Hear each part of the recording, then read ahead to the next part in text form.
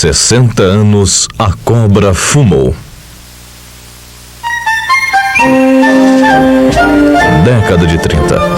A Alemanha ressurgia do caos econômico e social, oriundo da derrota sofrida na Primeira Grande Guerra. A liderança carismática de Hitler e a propaganda nazista despertaram o espírito guerreiro do povo alemão, inconformado com as duras condições impostas pelo Tratado de Versalhes e insuflado pelas reivindicações de reintegração do território alemão e pela evocação da superioridade racial. A mobilização industrial e a exacerbação do espírito germânico transformariam a Alemanha numa máquina de guerra que assombraria o mundo. Com a anexação da Áustria e da Tchecoslováquia, o ataque à Polônia e a posterior fulminante vitória alemã sobre o exército franco-britânico, o mundo perplexo compreendeu que se encontrava no limiar de uma nova guerra mundial, ainda mais violenta que a anterior. Uma tempestade viria a desabar sobre a humanidade. Era a Segunda Guerra Mundial.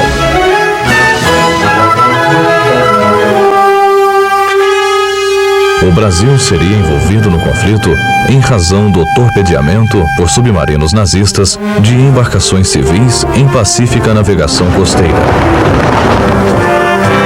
Entre 14 e 17 de agosto, foram torpedeados e afundados 5 navios mercantes brasileiros com o sacrifício de mais de 600 vidas. A opinião pública, tendo à frente a juventude, exigiu do governo uma tomada de atitude que resgatasse a honra nacional.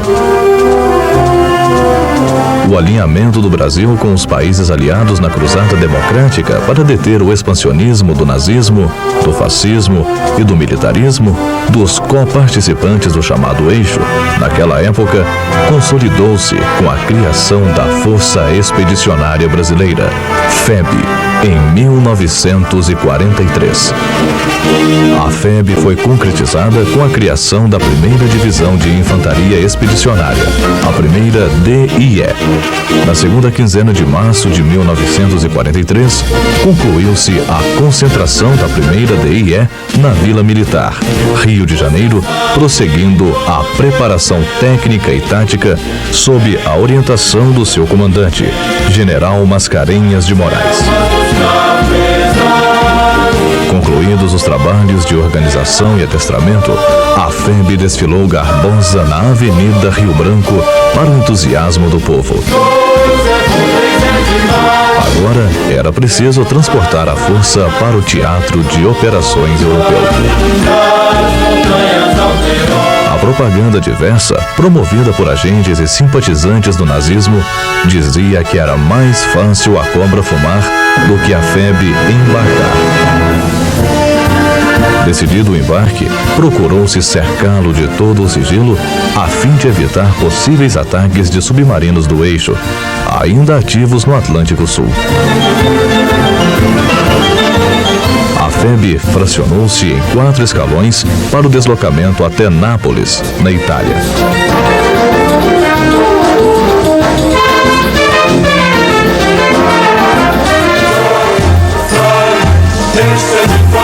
O primeiro escalão chegou sem incidentes ao porto de Nápoles.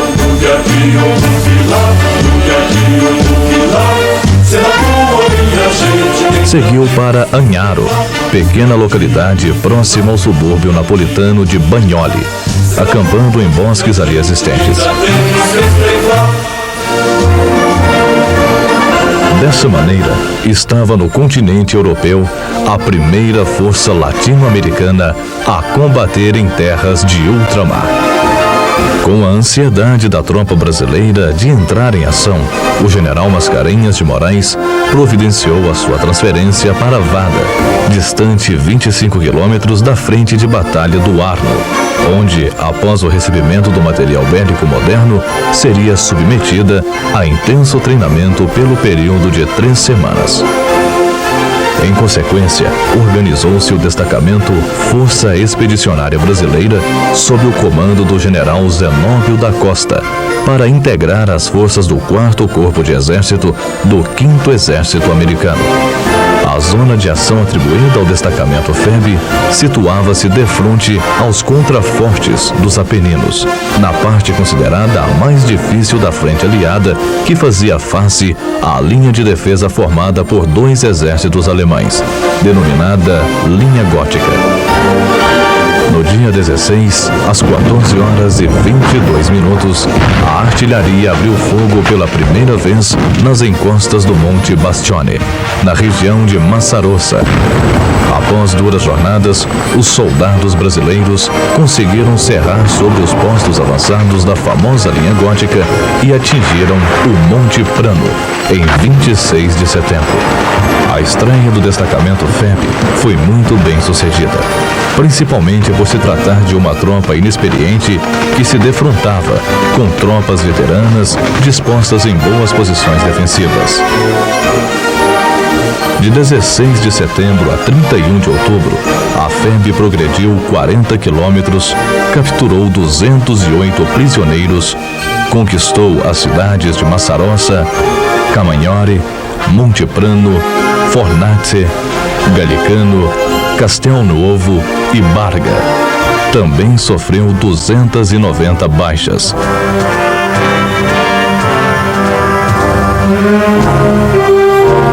Na conquista das cidades, a população das localidades recebia nossas tropas com manifestações de júbilo, aclamações e flores. Com a chegada dos demais escalões, o general Mascarenhas de Moraes assumiu no dia 1º de novembro de 1944 o controle da totalidade de seus meios, inclusive das operações que se processavam no Vale do Sérquio. Dos últimos dias de novembro, as posições brasileiras tinham mais de 15 quilômetros de frente e eram dominadas pelas alturas em que o inimigo se firmara. Entre as elevações dominadas pelos alemães, uma se destacava pela importância tática: Monte Castelo. Monte Castelo era um excelente observatório para os alemães, que assim possuíam boas condições de observação sobre a zona de ação atribuída à Força Expedicionária Brasileira. Se não fosse conquistado, seria impossível às forças do 4º Corpo de Exército prosseguirem em direção a Bolonha, objetivo do 5º Exército, antes de caírem as primeiras nevadas. Diante de Monte Castelo, os brasileiros viveriam quase metade do tempo em que estiveram em campanha na Itália. As primeiras operações no Vale do Reno resumiram-se a 4 ataques mal-sucedidos contra o baluarte de Monte Castelo. As condições de tempo adversas impediram o apoio da Força Aérea e a participação dos carros de combate. Além disso, faltava experiência à nossa tropa, levada prematuramente à frente de combate por força dos acontecimentos. Isso tudo possibilitava os contra-ataques dos alemães, causando centenas de baixas entre nossos soldados. Porque tinha que rastejar, como se fosse cobra, entendeu? E não dar sopa não, porque se levantasse a cabeça, eles coçavam a cabeça com a rajada. A chegada do rigoroso inverno impôs uma parada nas ações ofensivas nos Apeninos em toda a frente do 5º Exército.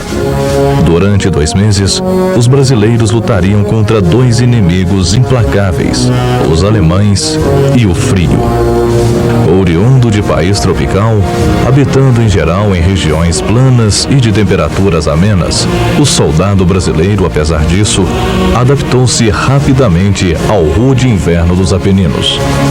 Sua capacidade inventiva e de adaptação transformaram-no logo em um combatente hábil e temido pelo adversário. Acho que nenhum brasileiro tinha enfrentado no Brasil um frio de 15, 16, 17 graus abaixo de zero. Então nós recebemos galochões. Esses galochões, as outras tropas, ingleses, americanos, usavam da forma normal, mas o brasileiro logo inventou um troço.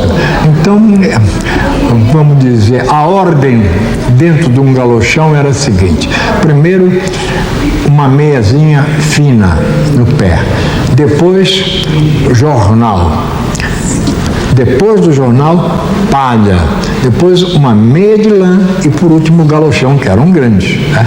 E a gente estava protegido da neve, do frio e do pé de trincheira, que é um dos grandes males, vamos dizer, daqueles que combatem.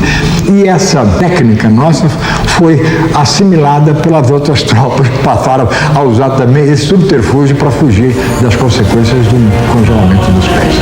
Durante o inverno, foram executadas ações para a manutenção do terreno conquistado e patrulhas visando ao reconhecimento do terreno e a fazer prisioneiros para a obtenção de informes sobre o inimigo. Foram constantes os combates entre pequenas frações e os duelos de artilharia e morteiros. O abastecimento dos postos avançados era feito em condições muito difíceis e arriscadas. A remoção de baixas se dava em condições muito severas. O terreno, coberto de neve, minado e vigiado pelos alemães, era perigoso para a progressão de nossas patrulhas. Com a chegada da primavera, foram retomadas as ações ofensivas. Ficou evidente que Monte Castelo não poderia ser arrebatado aos alemães apenas com o concurso de algumas unidades. Impunha-se o empenho ofensivo de toda a divisão, particularmente quando se verificou que o inimigo mantinha aquela posição a todo custo, pois se preocupara em reforçar e substituir as unidades que a defendiam por tropas descansadas. Às 5h30 do dia 21 de fevereiro de 1945, com o apoio de forte barragem de fogos, foi desencadeado o ataque definitivo às posições alemãs em Monte Castelo e, com ardor combativo, nossos soldados apossaram-se daquelas posições estratégicas. Partimos de Gajo e de Guanela, às 8 horas da manhã, e às 17h30 foi tomado Monte Castelo. Monte Castelo, por sua importância, tornou-se a maior disputa entre brasileiros e alemães durante toda a nossa atuação na campanha da Itália. Em Monte Castelo, a FEB viveu o episódio mais emocionante de sua trajetória em território italiano e celebrou o seu primeiro combate vitorioso na Batalha dos Apeninos. Sorvedouro de centenas de vidas brasileiras, a conquista de Monte Castelo constituiu dever de consciência e imperativo da dignidade militar.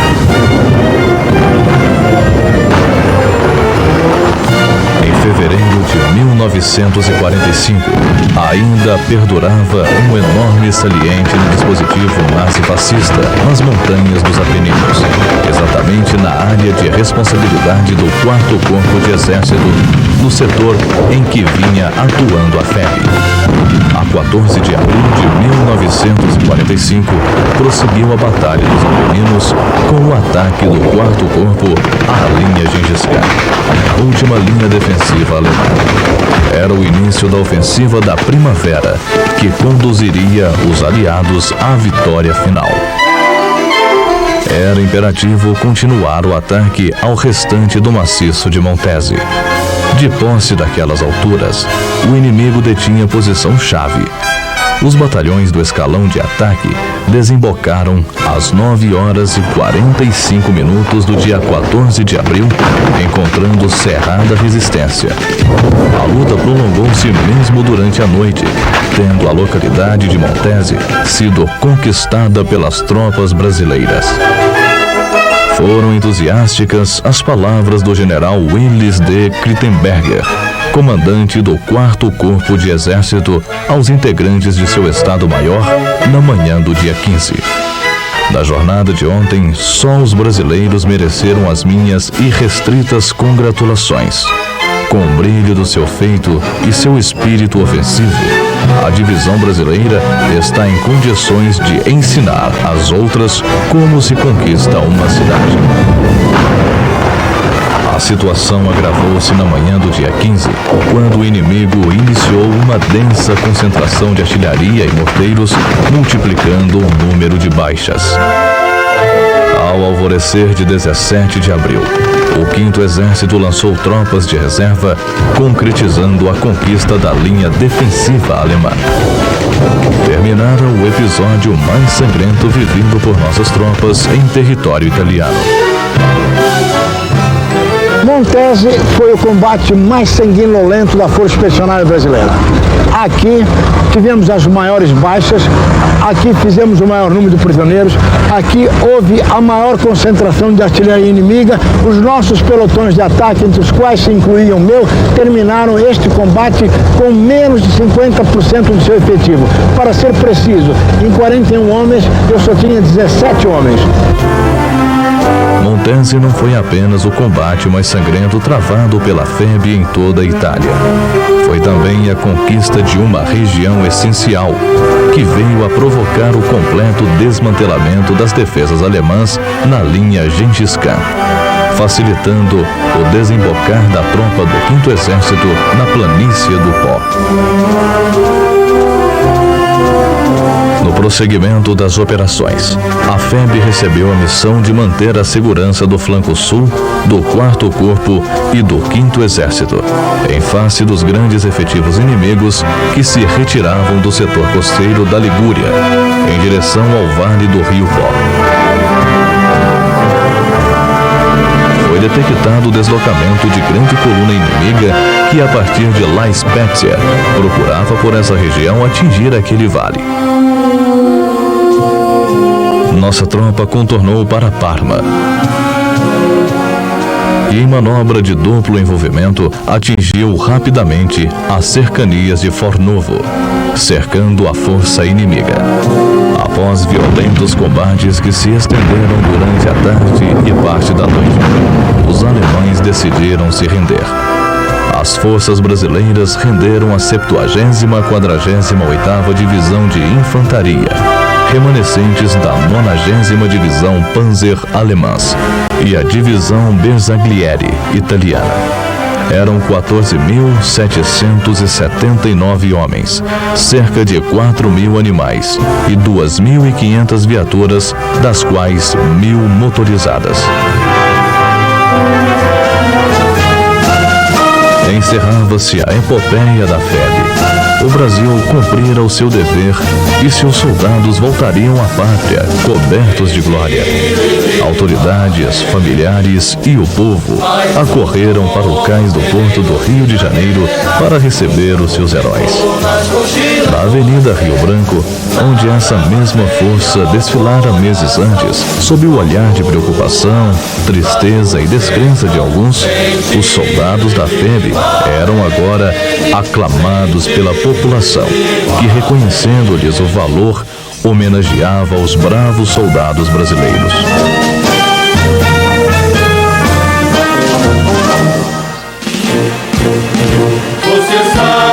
Há 60 anos, a cobra fumou, lutando pelos ideais de democracia e convivência pacífica entre as nações e pela defesa da liberdade e da dignidade.